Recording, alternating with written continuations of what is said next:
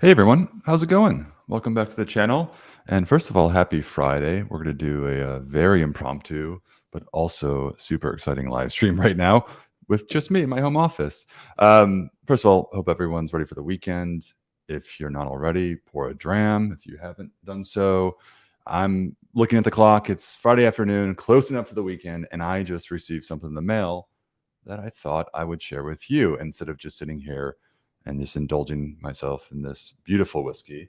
Of course, if you guys are members of the Scotch Malt Whiskey Society, you probably are familiar with this. It's a cardboard box, of course, but it's not just any cardboard box because in it is whiskey. So yes, welcome. And Joshua, thanks for the comment. Yeah, I saw, apologies for the audio difficulties, of course, earlier. We are back in full swing. How's it going, though? I appreciate you guys tuning up. And it's been a lot of fun, I think, here on the YouTube channel. Just really enjoyed getting to know so many of you, and obviously having you participate in the last month, I would say, has been fantastic. So again, feeling a little confident that this is going to be a fun whiskey here. And yeah, let's get going. I guess I should say too, this is the cardboard box. This is just one whiskey. So just for scale, does this give you any indication as to what it might be? You don't want to take a guess? I'll give you one hint. It's not your typical society whiskey. This box is a little larger than usual. But let's open it up. And George Kaplan says, today is perfect for unboxing. Yeah, I think the timing couldn't be better. I ordered this whiskey a few days ago. It arrived. It was delivered about 2 hours ago. It's like right in time for the weekend. And I figured I might as well just start my own weekend a little sooner with this thing right here. Joshua K says Vault. That's a good guess, Joshua. Will it be a Vault's collection bottling? Ian says double Vault box. Wow, that's pretty impressive. Is it? Wow, consensus across the board is that it's a Vault's collection whiskey. Yeah, okay. Goes to show there's no fooling you. This is the classic box within a box situation. And if there's a box within a box, I think it's a good sign of things to come. All right. First of all, packing slip that says, now the packing slips that come in these packages don't actually have it's not an itemized receipt. We send those via email, but it just says exactly what's in here. And any sort of gift message, if you send a gift, I think that's included here as well. We don't need that. Okay, so done with that box, and here we have it. This is another cardboard box. Let's open this one up.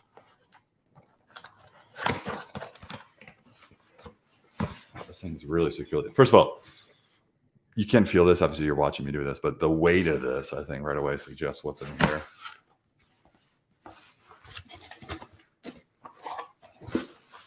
So today, I'm going to unbox this, and then you better believe I'm going to uncork it and pour it right away. Obviously, I have not tasted this whiskey. It's going to be a first impression, so bear with me. But that's kind of how we like to do it usually, is just come at you with these streams, do everything for the first time. And I find that just makes for a more authentic sort of tasting experience. And obviously for everybody watching, if you're a member, I think it just gives you a more raw indication of what the whiskey is really like. So here it is, beautifully packaged from the Vaults collection. A bit about the Vaults collection real quick. If you guys aren't familiar, the Vaults collection is really a celebration of the rarest casks from the Scotch Malt Whiskey Society's warehouse in Scotland. We're at a point now we have well over 10,000 casks maturing in this warehouse. And every week we're constantly taste testing and scoring, judging these whiskeys, and then eventually bottling a select few for our members. For a whiskey to make it through to the Vaults collection, it's typically either one of the older casks in the warehouse that we have, or something that's really rare and unique that you don't see often. So it's just really, really exciting whiskey is the way I put it. Of course, adorned in this beautiful box that's solid wood with nice copper accents. It used to be a bit more gold. I think this is more like a copper, kind of like, like a whiskey still copper. But I'll show you I won't reveal what's inside, but I'll just show you the box here. It's really pretty cool. Does anybody here have a Volts collection bottling at home? I'd be curious to know. Or have you tried one? All right. It's kind of hard to do this unboxing without revealing it right away because there is a cutout window here that shows exactly what it is. So I'm just going to open it and reveal. It's no surprise that this is, let me come at you this way. This microphone's getting in the way. This is cask 7.250, a supernatural delight. Big number 30 right there, suggesting it is 30 years old. And, you know, the Scotch and Whisky Society, we've categorized all of our whiskeys into one of 12 different flavor profiles, and they're all color coded. This is the sort of the red strip. There's a strip right here that's red, as is the number 30. I got to turn this the right way. There we go. The red category is the deep, rich, and dried fruits flavor profile, which I know is like one of the most popular amongst members. And really for the autumn and winter, I think whiskeys like this typically tend to fly. So inside the box, really, really solid. First of all, it's really heavy. If you haven't felt one of these, of course, there's a full bottle of whiskey in here, but the wood itself is a pretty substantial piece. Yeah, and inside right there, I don't know if you can see that, but there we go. That is the full tasting note. That's also visible on the website, but 7.250, a supernatural delight. The full description as given by the tasting panel in Edinburgh. So this is pretty exciting. Let's see here. Just go to chat real quick. Haig, welcome. Haig says, relatively new to the society. Looking forward to getting one at some point. Yeah, maybe this one's it, Haig, if you like what you hear. Otherwise, yeah, we do have some. They come out not that often, but we try to get one every couple of months or so. And, you know, again, like I said, they're usually some of the oldest whiskeys that we have in our warehouse, or there's something, if it's not the oldest, it's something that makes it really, really rare and exciting for a different respect. And to the question I asked, if you had a Volts collection bottling, just curious to hear what it is. Ian says, I've had 2 boxed and 1 bottled. Warehouse accidentally sent an empty Volts box the first time. Uh-oh, I never heard of that before. Just about passed out when I looked inside and there wasn't a bottle. Okay, well, I assume we sorted that out, Ian. Like I said, that's never really happened outside of that incident, as far as I know. And Christopher says, I have 35.270 at the end of a perfect day. Opened on my birthday this year. It is amazing. Great to hear, Christopher. Yeah, so a bit about this whiskey, just all the information on the label. Obviously, the cask number and name. The big 30 is the age of the whiskey. I apologize. I keep like the inversion of the camera keeps throwing me off. The specs as listed here on the label. 1, distilled on the 15th of June, 1990.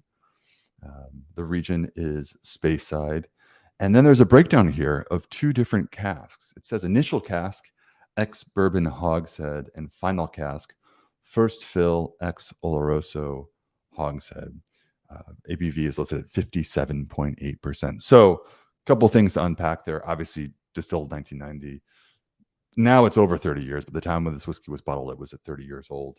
So bottled in 2020. Now, with the breakdown of the 2 different casks, this is something the society does somewhat regularly. I would say maybe 20 to most 30% of all of our whiskeys have spent time in 2 casks. So you can refer to that as double maturing a whiskey or even finishing a whiskey technically. We use the term double matured because we're now starting to see more time in these second casks, and with just careful cask maturation, really designed to create new flavors, influence flavors, and just make something different. It's sort of getting away from the typical just finish where you put something in a second cask for a brief moment of time just to slightly change the profile. We're really trying to go into more and more cask management and just, like I said, to create something totally new. So it doesn't say here on the bottle, but when you actually go online to the website, it does specify that this spent 27 years in that initial ex-bourbon hogshead and then 3 more in the Oloroso sherry cask. So, you know, just before we even open it, and while we do say don't judge a whiskey by anything other than the liquid in the bottle, you know, you start to think in your mind, okay, most of the time was in an American oak ex-bourbon cask, so gentler cask influence, probably going to make for a more delicate or elegant spirit. But with 3 years in a fresh sherry cask, that's no small period of time. Of course, it's not 10 years, it's not certainly not 30 years, but 3 years time in a fresh sherry cask, to me, that suggests it's probably going to have a good ounce of sherry influence in it.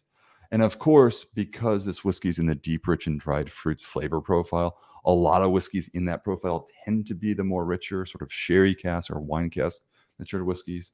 So really, really excited to see really what the yield is here. Is this going to be very sherry forward, or is it going to be very elegant with just a little bit of sort of the dark fruits and spices of sherry on top of that? So let's find out. Of course, everyone also has this fancy gold or copper ribbon on the top. That's one thing that sets it apart from the other. There are other black label. You can probably see behind me. Which way am I going? There are other black label whiskeys that we have, also sort of older ones, but the Volts collection ones are typically the oldest and the rarest. And so, difference between these and the others is these don't have the colored strip on top. The Volts collection that's just black and then has this fancy ribbon that says SMWS on it for the Scotch Malt Whisky Society. So, anybody else have a dram in hand right now? If so, drop a comment in the chat. Curious to see what you're sipping on. I'm gonna open this right now. So I tend to, when it comes to opening a new bottle of whiskey, I like to pour and then give it some time to breathe, especially for a whiskey like this. I mean, I'm expecting the first impression to be good. I mean, it should be good, but usually I find that after about 30 minutes in the glass, or at least giving the whiskey some time to sort of settle and breathe and oxidize, I tend to find that the experience is just like much better. But we'll go ahead and pour this anyway. And I'm eager to see what this looks like. I'm going to be using an old school Society whiskey glass. Can you even see that with the green logo? That's like the old logo of 2 logos ago. These glasses are a little bit different than the modern Society tasting glasses. They're narrower, taller stems. I don't know if you're into that sort of thing. And Joshua says, having a fresh and crisp Perrier here. Not a whiskey, but stay hydrated, my friends. All right, here we go. And look at that. Oh, can you see that? So right away, very, very dark in color. Very, very dark amber. And, you know, we always say this, like, color can tell you everything or can tell you nothing. Unfortunately, a lot of whiskeys out there on the shelves are artificially colored and made to look darker. So we always say, well, on a whole, don't really judge a whiskey by the color. You never really know what it is. All of our whiskeys are of course, naturally colored. So at least you have that. But even so, you know, sometimes a whiskey will just absorb a lot of color from the cask, but would perhaps not all the flavors and aromas that you'd expect. Or vice versa. Sometimes a whiskey is like really dark and you're like, well, where did this? It's got the color, but it doesn't really taste that way. So I tend to observe color, like it's cool. I think everybody likes a dark whiskey, but you know, don't give it too much credit from there. But this one definitely is dark, really, really dark. One of the darker whiskeys I've seen in a long time. I'm holding up to the light because there's no shortage of bright LED lighting here, just to see. Very red in color. And like I said, like a deep amber. Let me cork this back up. Haig says, squeaky, squeak, pop, glug, glug, glug, always a happy sound. It certainly is a happy sound. And it's not every day that you open a bottle like this. I mean, of course, the whiskey it's 30-year-old from Speyside. And it's not something you see every day. From a price standpoint, of course, it's one on the higher end of all the Society whiskeys. I mean, all the Vaults collection bottlings are. But I think it's also pretty rare that you find a whiskey bottled at, what is it, 57.8% full cask strength after 30 years. I always get excited about that, having a whiskey that's matured and developed all the depth over 3 decades, but yet it hasn't been diluted down to a commercial bottling strength of like 40 to 45%, like so many of them, just to extract as much as you can. Being able to have the full intensity, like in delivery of a cask strength whiskey, but also the full depth, that's acquired over 30 years is pretty phenomenal experience. And Bill Monty says, what I appreciate about SMWS is always an honest color. Yeah. I mean, we try to go just as nature intended. Of course, every whiskey that we have has gone through a rough filtering process, meaning, to eliminate any wood chips or hazardous substances that would be in a whiskey cask before consuming. But every whiskey is. We don't chill filter or do anything to the whiskey to alter the appearance beyond that. And we certainly don't color the whiskeys artificially. Anyway, let's get to it. So I've poured about an ounce in this glass. I have a feeling I'll probably be enjoying more than 1 ounce this weekend. But first impression. So the question I posed, I was like, okay, 27 years in American oak, ex-bourbon cask, 3 years in a first fill Oloroso sherry hogshead. How much of the sherry is going to come through? And is that going to really dominate the what was it once a 27-year-old spirit, but 30-year-old spirit, the natural evolution that has occurred in the spirit over 30 years? And so we'll see. My first impression is that it hasn't. It's definitely, okay, so right away, there's just something about the depth of the whiskey that sort of just draws you in. It's really, really just blooming with a warm leather.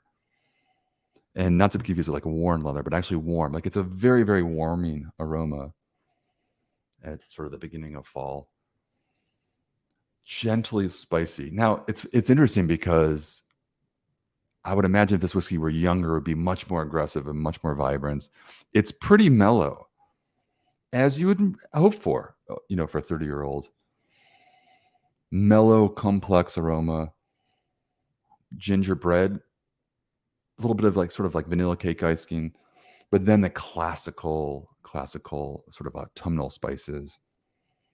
Dried ginger. I mentioned gingerbread, so more ginger, a little bit of clove, sort of on the herbal note, but back to the spices, definite cinnamon, a lot of that classic nutmeg. Like this is classic sherry cask matured whiskey, but it's not, like I said, it's not overpowering the spirit beneath it. So underneath you have this old whiskey that's sort of developed this aroma of, this is just my first impression again, so apologize if this is sort of all over the place, but sort of developed this aroma of just worn leather, a little bit of sort of like a baked apple pie. It's fruity, but they're not fresh fruits, put it that way. It's not like your classical space cider, which is just sort of this abundance of orchard fruit drizzled in honey. Like a lot of those whiskeys you uncork and you're like, I feel like I'm standing outside in the forest in the spring or in the fall. I'm so happy, there are birds chirping. This is not like that. This is definitely mellow, subdued, richer.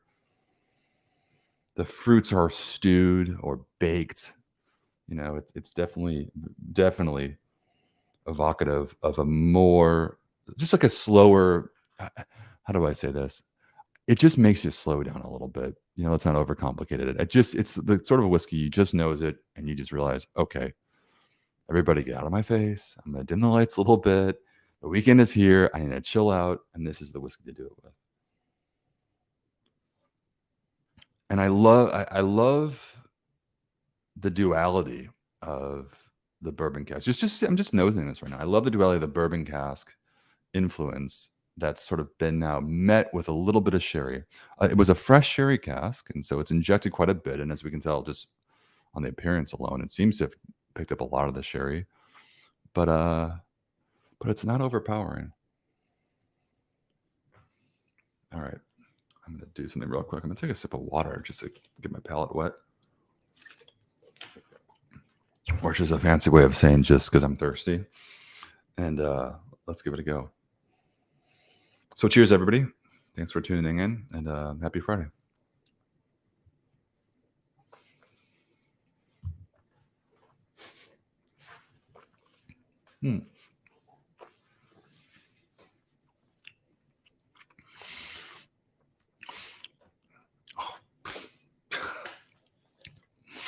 This is like, whiskey has no business being this good, man. This is wow. Okay, so that was pretty that's a roller coaster of a whiskey. My first impression was, okay, this is really, really approachable. I mean, this is 57%, 57.8%.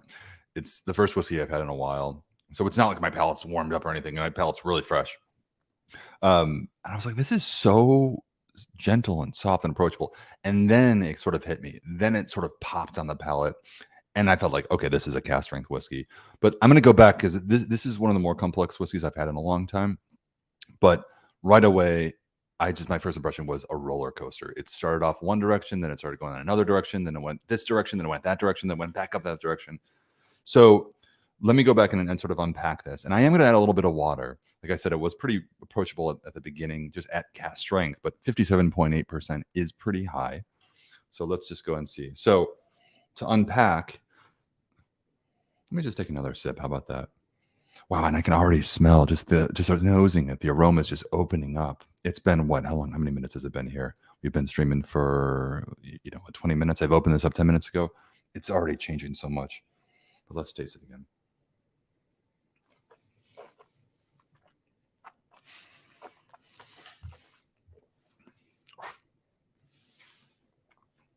More the leather first. Leather, sort of a dampened oak. It's not like overly oaky. I know that's not. I'm not really into whiskeys that are like that, like heavily oaked. But you definitely get some of the wood, a little bit of the char. There's no peat or anything. It's an unpeated whiskey, but there's a sort of a very gentle wood smoke note. Probably just because the whiskey's absorbed, just the inner linings of a cask for 3 decades. So it has a little bit of smoke in it, but it's soft, it's mellow. And so the beginning is all about like this old leather and a little bit of sort of autumnal spices going on. It's very, very earthy, not at all fruity. And then sort of on the mid palate, it really exploded and it just went off into a completely different direction. I got more black fruits, black berries specifically, like maraschino cherries, a little bit of like soaked in rum. There's a little bit of sort of like a rum, a boozy rum note to it. Maybe some fig. I'm going to go back again. I mean, this is like the Oh Man whiskey of Oh Man whiskeys. It is it's just so much fun to be able to have something that like in 1 ounce you can have this sort of experience. It can actually take you a place and you kind of forget where you are. I mean, of course, that's the whole point of whiskey for some of us. But I guess I mean to say I love the fact that I need to go back a few times just to get to know this one and really figure it out. I am going to add a little bit of water here. I'm going to add a little dash. It doesn't need much.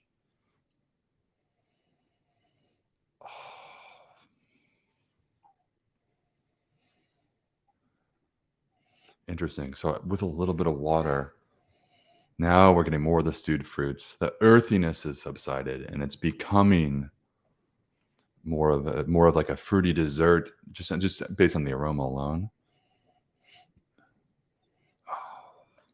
Heavy sort of sponge cake soaked in brandy.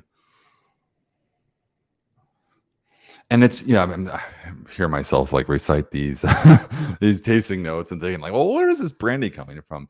Brandy, I'm thinking of grapes and maybe there's some of that. But of course, if there's any sort of grape characteristic, it's probably from the fact that this was, spent some time in a sherry cask and the grapes from the wine carried through in a little way. So it's not a brandy. It's, of course, a whiskey matured in a wine cask.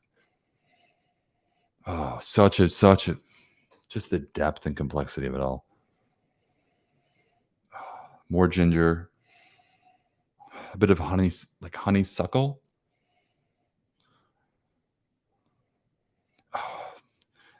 And like I said, it's opening up by the second here, adding some water. I was hesitant to do that at first, especially with the whiskey of this age, but it's really just amplified, I think, just the entire orchestral like characteristic of it all. There's so many things like so many different instruments playing at the same time. A lot of these whiskeys behind me, these single cask whiskeys, like the younger ones, I sort of attribute to be more like a soloist, I don't really listen to classical music, but I'm familiar enough to think of like a solo violinist just going off, kicking ass. A lot of these whiskeys, single cask whiskeys, are very much like that. This is like the whole orchestra. There's so many things firing off in all different directions, And so you're just kind of trying to catch as much of it as you can just by sticking your nose in the glass or taking a sip. And adding some water, I think, amplifies the whole experience because it has sort of cut back on the alcohol influence, which, like I said, wasn't too high to start. But I think it's just by just lowering its defenses, I think there's just so much more to experience. And on the bottle, it says with diluted, okay, so notes of treacle scones full of succulent, sweet sultanas. Sultanas are raisins, as we call them here in the US. And I definitely get a bit of that. I'm going to take one more sip now, neat.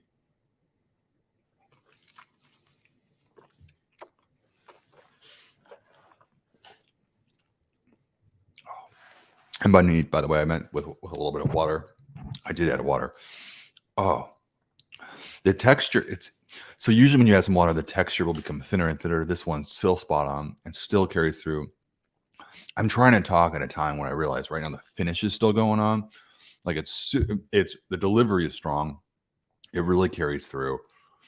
I need to go back after the stream. I'll shut this up and do this whole thing over again privately because the finish is going on, and I feel like I'm kind of spoiling it a little bit by just talking through this. But it's really, I think my takeaway is that the execution is there. And it's a risk this is my personal opinion here. It's a risk to take a whiskey, a delicate bourbon cask matured whiskey aged for 27 years, and then go transfer it into a very fresh first fill Oloroso sherry cask. The risk there is that, you have this beautiful, delicate spirit that you can really throw off just by injecting a completely different profile into it. But I think this works beautifully. Perhaps if it spent more time in the cask, it would obviously give you more sherry influence, but it would throw things off balance a little bit. This one is spot on. You definitely get the sherry influence. It's if you know the style, if you're familiar with it, if you enjoy yourself, you can't get away from the fact that there is a sherry influence in this. But it's at the point where everything is in equilibrium. The sort of the fruity spirit beneath it, although, to clarify again, the fruits have really matured and become more of like a stewed fruit or like a bake apple pie. Those have really developed well, but they're not thrown off. The leather is still there. And if you guys haven't had a whiskey, like that's pretty common. Excuse me, if you haven't had a whiskey, of this age, it's pretty common for whiskeys after 3 decades to develop a lot of characteristics of like worn leather. Very, very warming. I keep using the words worn, like old leather, and warm, like the temperature, interchangeably, but it's a very warming dram, really good for cold weather. Shit, it's good for like any time of the year. Frankly, I would not say no to this, but absolute sensational whiskey. I'll show it again. It's cast 7.250, a supernatural delight, 30-year-old from the Vaults collection. Really nice bottle, of course. Maybe I'm biased in saying that, but very, very, very special. What a privilege to obviously be able to taste this whiskey. And I guess I should say, I hope you do at some point as well, if you get a chance. Definitely want to pass it up. This came out, it was released actually just this week. I want to say Tuesday of this week. I'm trying to think back because we had the holiday last Monday, and so that kind of threw off my recollection. But it came out this week, and very, very limited quantities.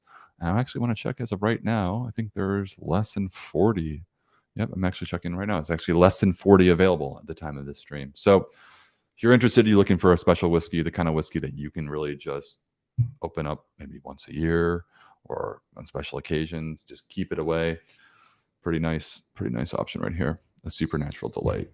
So I'm going to put this back in the box. And then I'm going to I think maybe I might save this for a special occasion, or I might just wait about another hour and then finish some work and get back to it. But anyway, guys, cheers. Thanks for tuning in. Have a wonderful weekend. We'll see you back here on the channel next Monday evening. So, Sláinte. Till next time.